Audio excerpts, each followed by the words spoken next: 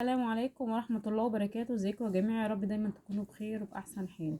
تعالوا بقى الحلوة بنتي لقيتها جاية بتقول لي يا ماما الحاس توربيتا الزراير الكبس اللي فيها وقعت، وجيت وانا جاية من المدرسة سألت عمه على الزراير دي بكام، قال لي بيركب الزراير ب20 جنيه.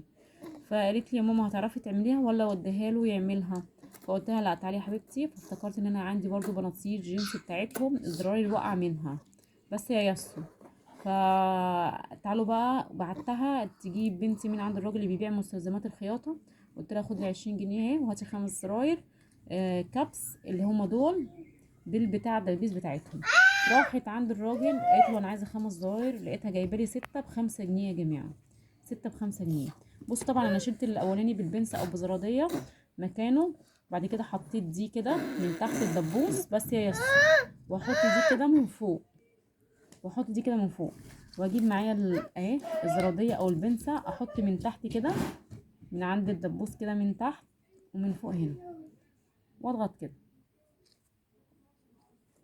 اهو. شايفين؟ بضغط كده اهي.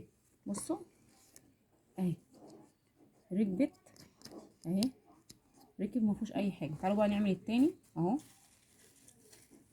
شوفوا انت بقى لو كنت رحت عملت زرارين ب20 جنيه، غير طبعا في زراير تانية عندي كنت هدفع كام.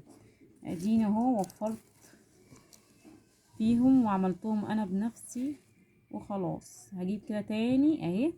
بصوا بحط الدبوس من تحت واحط دي كده من فوقيها كده اهي يا جماعه. واحط واحده كده من فوق وواحده من تحت واضغط عليها كده اهو، واضغط تاني كده بالراحه. بصوا اهي، شايفين اهي، شايفين اهي. وادي الزرار.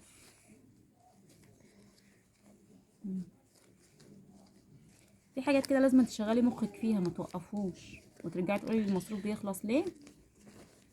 وانا برضو المصروف بيخلص يا جماعه بس والله مش عارفه ليه. اهو بصوا. سلام بقى، انا هكمل بقيه الحاجه اللي عندي.